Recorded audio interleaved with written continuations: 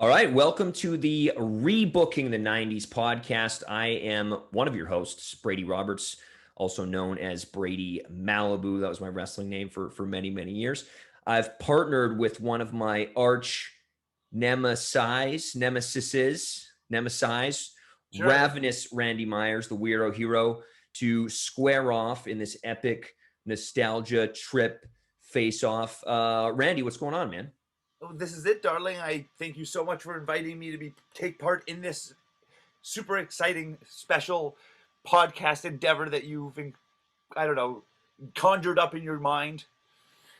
Yeah. I've been thinking about doing this for a long time. I've always been into, even when I was really young, doing like, the online kind of fantasy wrestling stuff, your fantasy booking, or you're facing off with other people. I remember when I was a young kid doing like these sort of text wrestling federations online where you'd like write promos out against each other and stuff, just ridiculous.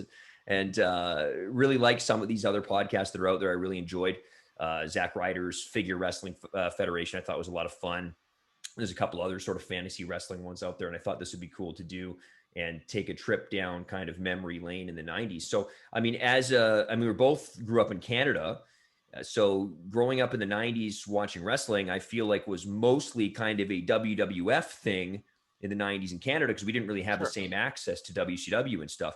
So what was your introduction into wrestling in the 90s? In the 90s. Geez. Well, like I got into it when I was probably into the 80s, like because Yep. I'm an 80s baby. So remember the first thing I saw was like a Survivor Series at a friend's birthday party, and then we like smushed the two couches together, and they see I knew that was going to happen, right? That's all right.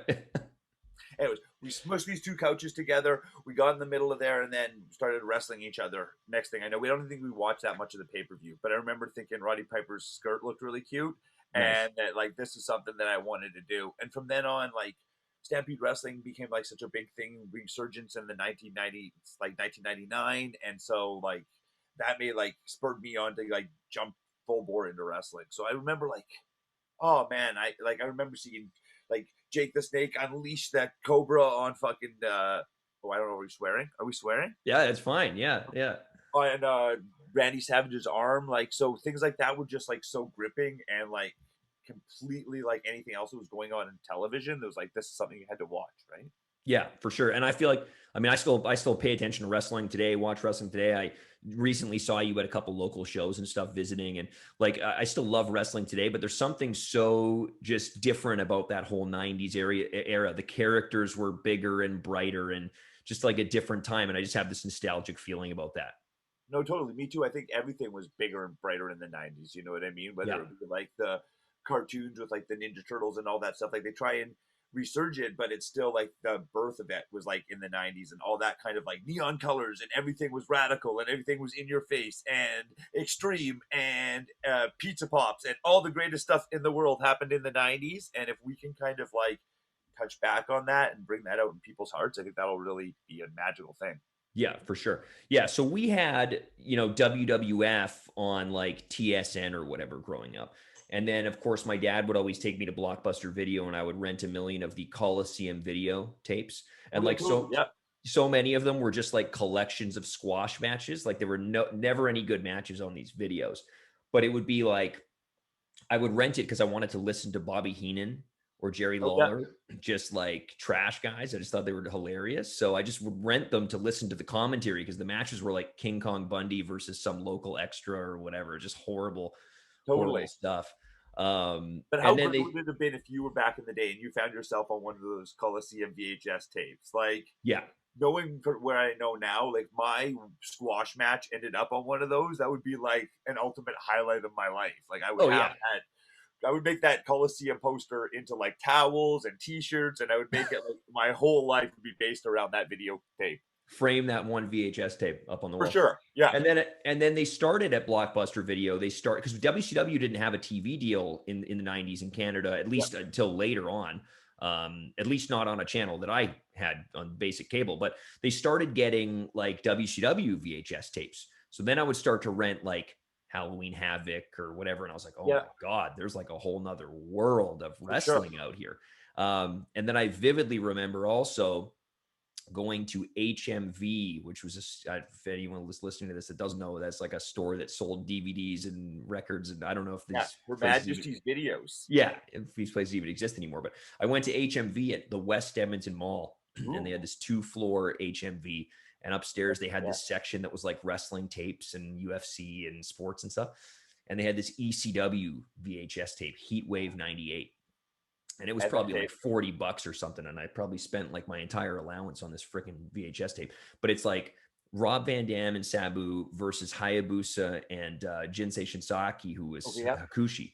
And I was like, oh my God. And like Chris Candido was wrestling Lance Storm. And like I think Taz wrestled like Bam Bam Bigelow. And it was just And that this was a hell of a totally, night, man. That yeah. tape And was like just great. like such different, like I'd never seen wrestling like this. Because when you grow up on like 1995 WWF, you're like the Goon and Savio Vega is like, Totally. you know, Especially but of when you're course, used to getting the matches that were like squash. Sorry, but yeah, to interrupt, but like those squash match tapes. You know what I mean? That you sure, weren't getting any of these like high impact or these like pay per view style quality matches, even between WWE stars, which were very cartoony at the time. But then when yeah, you're watching something like an ECW tape and seeing that style for the first time, totally. nobody's a jobber and everyone's a jobber at the same time. Yeah, exactly. And WWF had some amazing wrestlers, Brett and Owen and Sean and these guys. But like you said, it was mostly squash matches. And then Totally. you turn on WCW and you've got like these awesome cruiserweights, or you've got like the Jerichos and Eddies and these guys doing these great technical matches. And then you turn on ECW and it's just like this crazy, like underground rock show that you're discovering on tape, right? 100%. Yeah. Yeah, and then with the advent of the internet, you start to kind of read about other companies and other places. And I remember I forced my dad to use his credit card to buy like some Japanese wrestling tapes off of High Spots, like Totally. Yeah. Me early too. High Yeah. Spots. And I get this like box of these just literally just like blank VHS tapes that have been copied onto with like some handwritten like FMW number 7 or whatever on these tapes. And I'm like, oh my God, this is just like, so anyway, Those were the obsessed with dream. 90s. Yeah.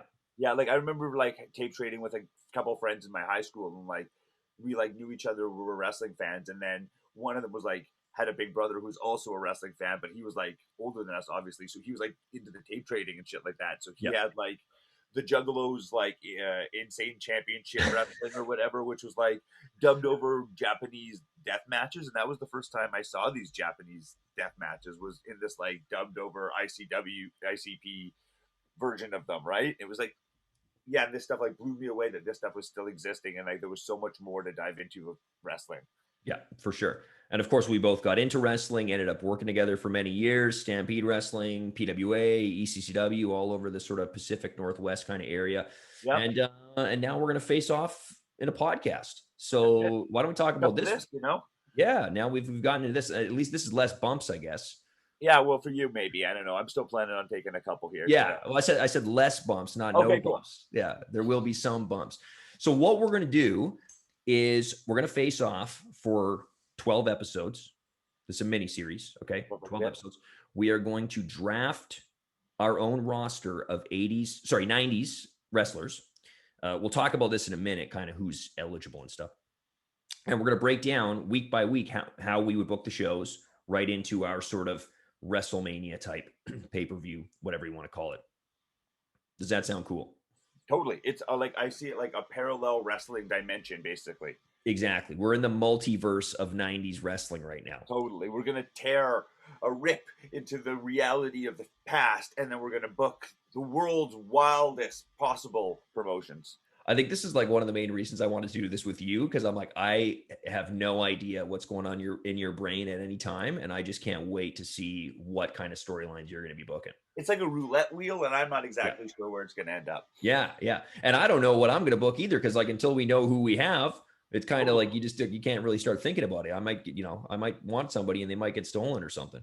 And you never know. Someone might end up being a workhorse that you didn't expect, and they just really like the crowd gets behind them, and then they're a draw. You know what I mean? They just might have that thing that we don't expect, that it factor. Barry Horowitz, heavyweight champion. Exactly. You don't know. You know, he could have just Never used the wrong gimmick at the wrong time. It could Yeah. have just been something. He could have needed an elbow drop, a spiffy, new pair of tights. That could have been the line between him and becoming a star. We're going to find that line. Exactly. And will you be describing everyone's tights? I think we need to because That's what it comes down to. Like, obviously, you remember people's tights. Like, you can picture, if I say Macho Man, there's a certain amount of gear that you're picturing him Sure. in. If I say Brett, you're picturing him in a certain outfit. Yep. Like, these things matter. You know what I mean? I think that, like, Stone Cold was like, let's put him in, like, some fuchsia. That isn't working. You know what I mean? He needed those black trunks. That's what Sure. made Stone Cold, right? But you might put Steve Austin in fuchsia, and that's allowed. Yeah, exactly. Yeah, exactly. I Absolutely. think it is. And then the listener can debate what they liked, what they didn't like, whose show was better, that kind of thing. And I say Exactly. listener, I'm hoping that will be plural, Yeah, more than one. Yeah. but but not guaranteed. I mean, there's a Well, that's lot of not fair. It's podcasts not out there. fair. My mom will listen. I can guarantee one. Okay, great. Yeah, Okay. My mom doesn't listen to any of my stuff, so I can guarantee she will not listen. I don't think she watches any of my films either. that's fair. Okay. Yeah. My mom So watches, but then when I ask her what her favorite thing was, she just says the whole thing was great. the whole thing, yeah. Yeah, so I don't know. I'm happy for everyone involved. Yeah. Exactly. Yeah. Okay, so we've been discussing sort of how we're going to lay this out the last couple of weeks amongst ourselves. So this is what we've got, and tell me if I'm wrong on any of this. I have this written down. Okay, we're each going to draft 30 wrestlers, technically 35. Actually, I'll get to that in a minute. 30 wrestlers. Here's how we're breaking it down: 25 guys or girls each, active from 1995 to 1998. We chose those years because we could then technically add more years later if we wanted to. We can get into that later. And most of the big names were active 95 to 98 anyway. WWF, WCW, or ECW. Any of those guys are open season. So there's 25 of those. There's 3 international picks. So these are wrestlers that were active in that same time frame, 1995 to 1998, in Japan, in Mexico, or anywhere else. If you want to draft somebody from, like, I don't know, what's another country? Germany? Germany, sure, absolutely. Absolutely. Yeah, there's lots of great wrestlers from Europe, I'm sure, in that time frame. We're going to do one mystery pick. This is a wrestler that we have to tell each other, but we don't tell the audience, just so I know that you have this person, I can't draft them or whatever, and that's a mystery pick. So if you want to have somebody show up as a surprise, that's great. That's lots of fun. But the audience will not know, only we will know. So that's 29. And then we have one wild card pick. I think this is kind of a fun one. This is one wrestler, dead or alive, from any era. Boom. This could be Lou Thez. This could be Seth Rollins. This could be Ravenous Randy Myers. Don't pick me and bury me the whole time, but you could pick any wrestler from any era. So I think that's a lot of fun. It just throws just a little, and then bury them again, like unbury them from the dead, and then bury them in our bookings. Absolutely, yeah, great. Perfect. I think that's a fun one because it throws just a little monkey wrench into this whole thing. Just makes things a little bit more unpredictable. So I said so that's 30. Then we're each going to get 5 jobber picks. Now, these are basically just extra draft picks, except we have to pick them from a list that we are making of jobbers. Okay, so you can't pick like Hulk Hogan as one of your jobbers, but you could pick, let's say a Barry Horowitz. He doesn't have to remain a jobber. You could give him a push if you wanted to. He doesn't have to stay a jobber, but we have to pick the jobbers from a jobber category. And apologies to anyone who was put in the jobber category. You're supplementary talent, and I understand you're journeyman of the road, and you put in your time, and we just want to honor you in this position, just like Coliseum Video honored you on the back sleeve of their video, which I hope you have framed up in your house. I hope they got some royalties from those. I highly doubt that. Coliseum videos. No way. Yeah, yeah. So 5 jobbers. Then we're going to do 6 non-wrestler picks. So that's going to be valets, announcers, if you want a general manager or a backstage interviewer, whatever, managers, that kind of stuff. So you get 6 of those, and those all have to be from that same 1995 to 1998 time frame. And I think it's fair to say WWF, WCW, ECW, we won't worry about, international picks or anything on that. So that's going to be the draft. So technically we each get, 41 people? Yep. Including our jobbers and our valets and stuff like that. So that's what were you Oh, saying? I think that as well as the mystery pick and the wild card. Yeah, so Yeah, that would yeah, including that. Absolutely. We can trade our wrestlers if we wanted to. If you're like, you know what, I really want Ahmed Johnson, I will trade you Mark Merrow. I don't know. I'm just throwing out names there. Okay. But I think the best way to do that is we have to do it on the show. Oh, for sure. Yeah. We can't like text me. I'm just gonna block your number actually. I thought it already was. Yeah. Well, I had to get you on here today, but so trades can happen. That's totally fine. We can choose our own title belts, however many titles we want, whatever. We can name our own shows and our pay-per-views. Doesn't have to be, WWF or WCW or whatever. And then the other one we had was that wrestlers can portray any version of their character, or you can make them into a new character. If you like the Ringmaster Steve Austin, he can do that. He can be Stone Cold Steve Austin, or he can branch into whatever thing you think he should turn into with the fuchsia trunks. Yeah, exactly. The hot wing champion. Yeah. Yeah, the hot wing title. I like that. Right? Yeah, that's like that YouTube show where they just sit there eating wings. Yeah, And I well, guess, I'm pretty sure he did well on that show. So who would win the hot wing championship in the 90s? In the 90s, who would win? I bet Abdullah the Butcher could eat a lot of hot wings. I'm thinking him, Bushwhackers. The Bushwhackers were always shoving things down their face, the wild Samoans. They were always, I'm just thinking of people who were eating, Bastion Booger was a big eater, right? Sure. Yeah. Are you going to draft Bastion Booger as your number one draft pick? I'm not telling you anything. That's good strategy. Yeah, true. Exactly. Right. I would draft him before you. Amazing. So that's all the rules. And then as far as the episodes go, our first episode is going to be the draft. Obviously, that's going to be the next episode that we do. That'll be just a full episode of just drafting guys. That'll take a few minutes. Then we're going to do one weekly TV. The second episode will dive. That would be the third episode. Then we'll dive right into a pay-per-view. So we go only one weekly TV. We thought this would be fun to keep the energy high. We do the draft, we get one TV, and then you're right to a pay-per-view. Cool. Then we're going to do 3 TVs, pay-per-view, 3 TVs, final pay-per-view, which is sort of our WrestleMania. And then we'll do a wrap-up episode, might have some guests on for that or something to talk about the whole season, talk about the booking, talk about what we liked, what we didn't like, what we would have done differently, that kind of thing. So I think that's going to be sort of the 12-episode layout, not including this little intro. Yeah, I think that sounds great. I think we should maybe set a goal to find if we could reach out to whichever job or star becomes a big name through our promotion. I think we should reach out to them for the final episode and see if we can get at least a quote from them to see about how they perceive our booking from that. Just one quote. I like it. Yeah. Right. Yeah. That's a lot of fun. So that's it, man. That's rebooking the 90s. And we're going to convene shortly and do the draft and maybe put these first couple episodes out together.